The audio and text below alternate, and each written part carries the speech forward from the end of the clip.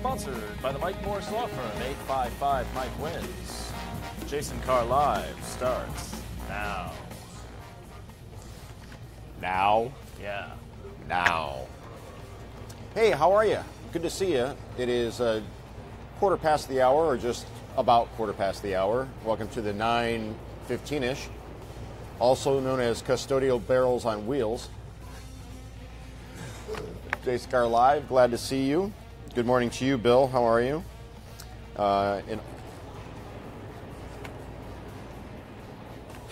Early today.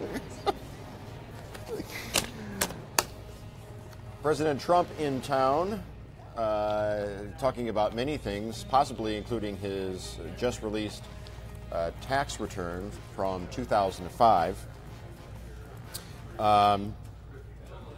This is interesting timing because he's in town and talking about some EPA restrictions that went into effect a couple months ago, and how those could be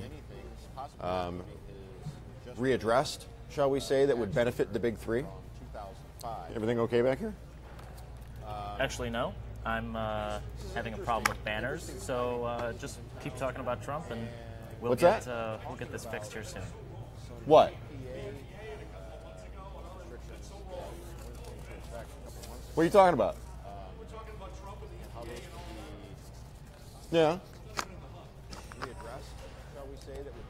It's out there.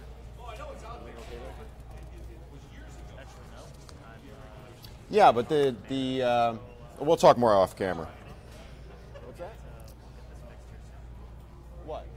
The president's tax returns from 2005 were made public last night, showing that he made $150 million in income and paid $38 million in taxes that year. We'll have more on that story coming up in the 12:30 edition of this. We have people scurrying back and forth. I've got Rob Maloney yelling at me. What is going on back here?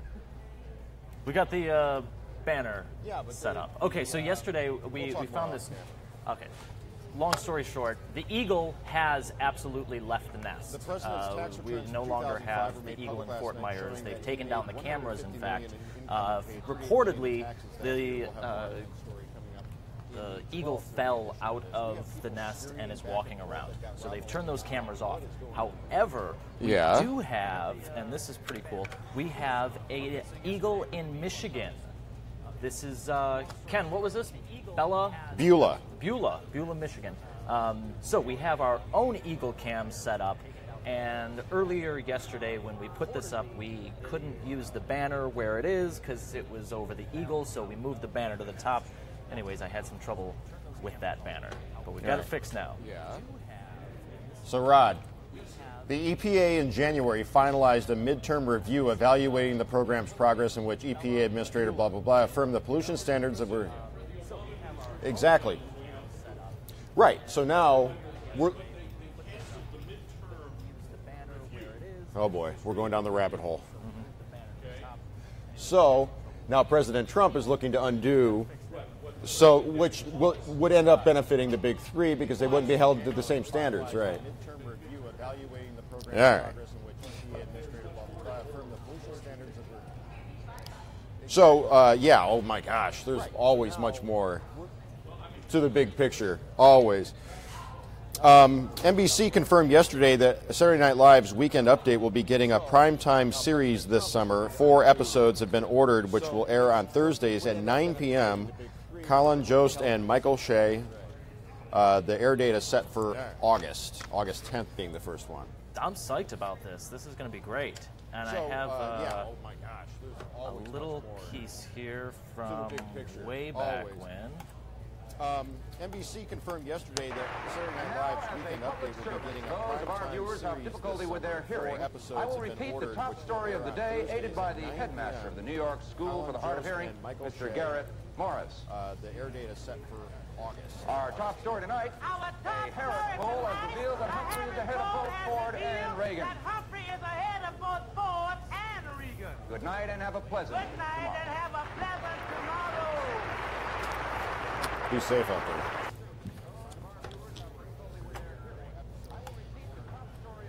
Mystery Science Theater 3000, a new season coming up. Jay says SNL is terrible. Oh, well. Mary says boycott SNL. But Mary Lou says, yeah, SNL, yeah, it's amazing. Good morning, George in Traverse City and Frank in Florida. What about the giraffe? What about the giraffe? Christine, good to be seen. Rashad has an interesting four-letter salute to our 45th president.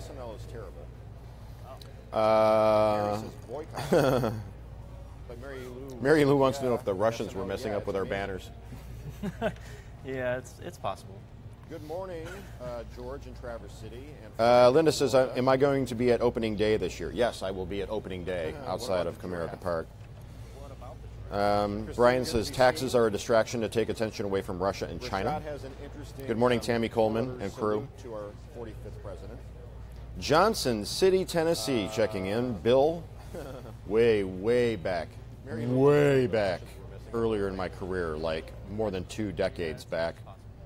I interviewed in Johnson City for a small market job. Am I going to be at opening day this year? Yes, I will be at opening day outside of. Let's see. Bill's here, Mary Lou, Stacy, Maggie. The Maggie Haddad. Good morning, Tammy Coleman and crew. TV's Ken. Your mom is on here? Has she commented yet? I haven't seen her. Do we need a reboot of The Matrix? Oh, wait, whoa. We're going to skip over Mystery Science Theater entirely? No. I got some cool stuff. Take a look at this. I mean, this took me a second, but look at that. I mean, isn't that great? You made that? No, I mean, I found it. But. So, no, put it back up. Tom Servo. That looks like Mike instead of Joel. Mm-hmm. And Crow T Robot. Way over here. If you know what MST3K is, then you'd be excited to know that today 20 classic episodes, including Manos, The Hands of Fate, which translate to Hands, The Hands of Fate. Hands, The Hands of Fate. Which is one of the worst films ever made, and it's incredible. If you haven't seen it, it's like a must see. The other ones that are on Netflix today are Santa Claus Conquers the Martians, The Horrors of Spider Island, and Hercules Against the Moon Man. So, a couple of classics, and then there's always that great opening that they had. In the not too distant future.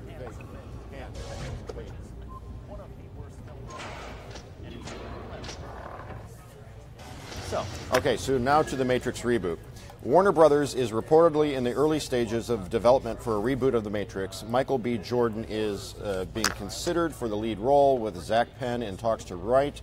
Notably not involved so far, anyway, are the Wachowskis, who wrote and directed The Matrix. Neither is Keanu Reeves. At this point, still nothing confirmed. Twitter seems to think this is a horrible, very bad, no good idea, which I agree with. Mm-hmm.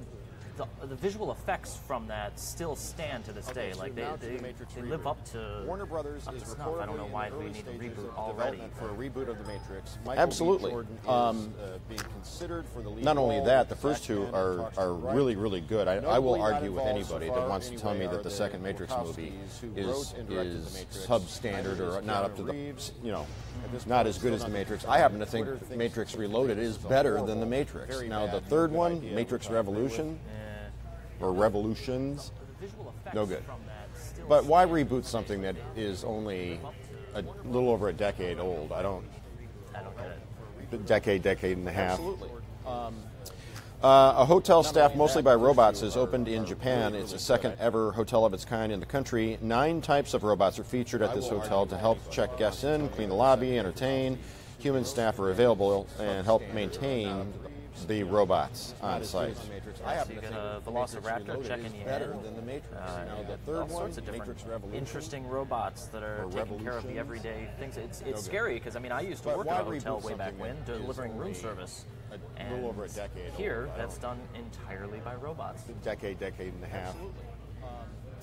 A hotel staffed mostly by robots is opened in Japan. It's the second ever hotel of its kind in the country. Interesting. 9 types of robots are featured. A new lawsuit claims a rogue robot is responsible for killing a human colleague right here in Michigan. In July 2015, Wanda Holbrook, a maintenance tech at an auto parts maker in Ionia, was trapped by robotic machinery and crushed.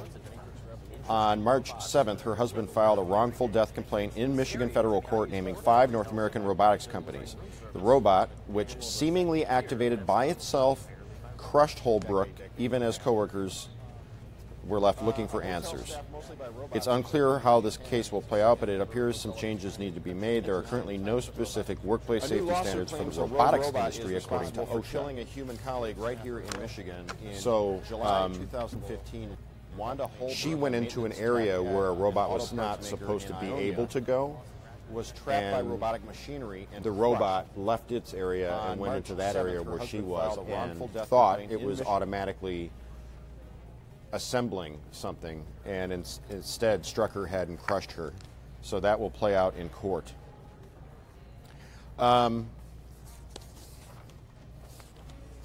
Wind. This happened in South Africa. This was in Cape Town. It was so windy, the road race, the cycle road race, had to be called off. Yeah, here's what it looked like. This race has been going on for 40 years. This was the first time it was canceled due to wind. And Cape Town, all of South Africa, I guess, is very windy due to the being right on the ocean. That is like a wind tunnel, which I have been in. Where were you in a wind tunnel? Ford Motor Company, testing. I stood in a wind tunnel in a harness and experienced hurricane force winds. Cool. Yeah, it's crazy. Bless you, wherever that came from. Sales department upstairs, echoing through the atrium. Let's see it again. That's 60 mile per hour winds. That's the strength of the winds that were blowing last Wednesday that still has like 70, are we still at 75? I think it's 2,000 customers right now. 2,000 customers still here in Michigan without power. Powerful, powerful winds. Look at all the cyclists behind the pillar. Mm-hmm. I mean, when I first saw this, I figured this was just one specific area where it was built where the tunneling into the wind, but this was only 21 kilometers into the race, and they had to completely shut it down.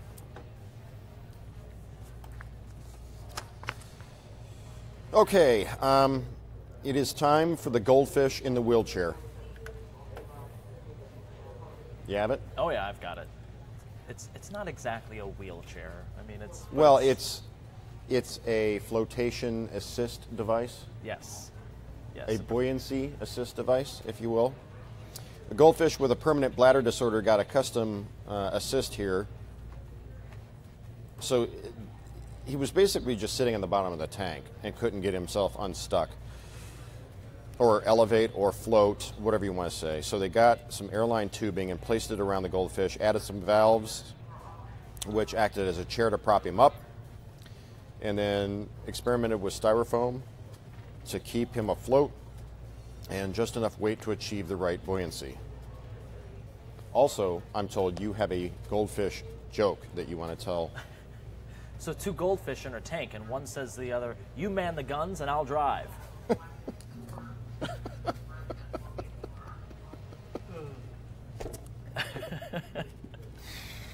After the way this show started, with technical difficulties and Rod yelling at me something about the EPA and the Big Three and Trump, I needed that joke. It's a good one. It's a classic.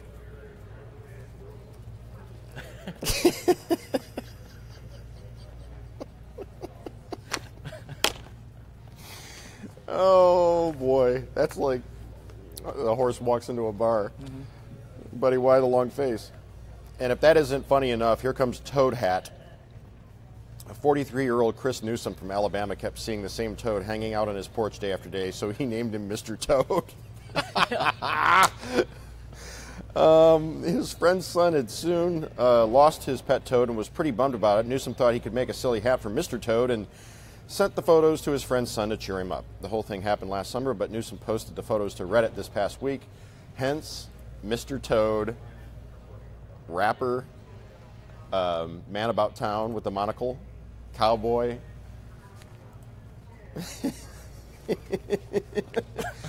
this was done just for scale. This is the photographer's dog at home. Oh my gosh. How's that joke go again?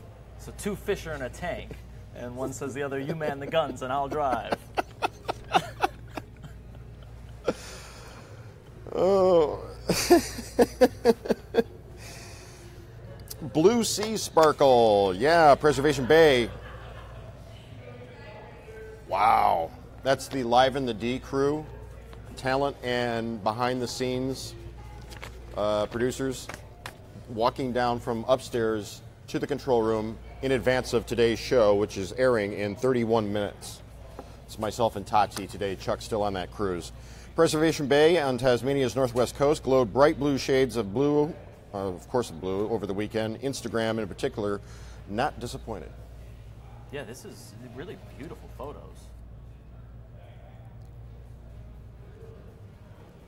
This is a bioluminescent algae. Pretty neat. Apparently Todd must have liked your joke because he says this show is the best. I've got a million of them. Hang on. That's the old joke. I got a million of them. Hang on. If you had a million of them, you wouldn't have to hang on. Well, there's really only one thing to telling a good joke: timing. That's right. Yeah, you have to have good timing on jokes.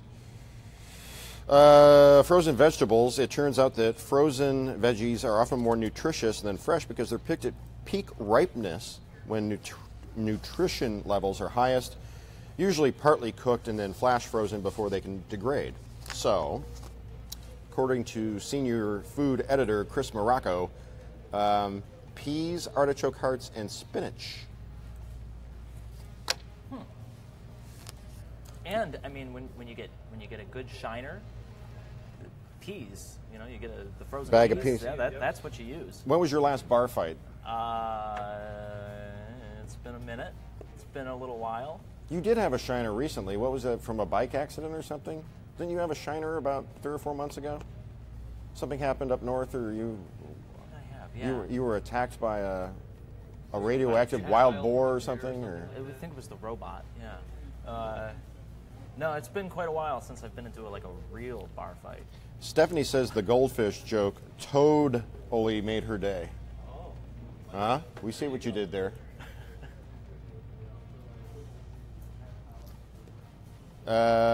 Wait, make them a Toad song now. I still don't know what Rob was yelling about. Did he mishear me, or did I misspeak something about the big three? I kind of missed that. I was playing with the banners. Well, Trump today is going to be in Ypsilanti. They're expecting him to make an announcement of reviewing the economy and emission rules that, I guess, by 2025, an entire fleet is supposed to have 54.5 miles per gallon. Right. But they reviewed that. There was action taken by the Obama administration a couple of months back, and now they're talking about how President Trump is, they kind of rammed that through, and now he's going to try to undo it. More to come. Let's table that until after the president's here and speaking, and we'll have to hear what he has to say about that. But ultimately could come to be seen as friendly toward the big three in terms of not being so stringent in regulation. So there's that. Finally, bowl of bacon on my Facebook page. What makes someone sexy? Oh, look at that quality graphic. Yeah. Haven't seen that in a while. Bowl of bacon, bowl of bacon. Did you print off any of these answers? No. We're going to save this for 12:30. Oh. We just want people to start throwing out their answers. Well, for all of you watching, go to my Facebook fan page and answer today's bowl of bacon. What makes someone sexy? And we will see you coming up at 12:30 right here. We'll re-rack and go again with Trump's arrival, the president's arrival, plus new topics as well. Stay classy, Detroit.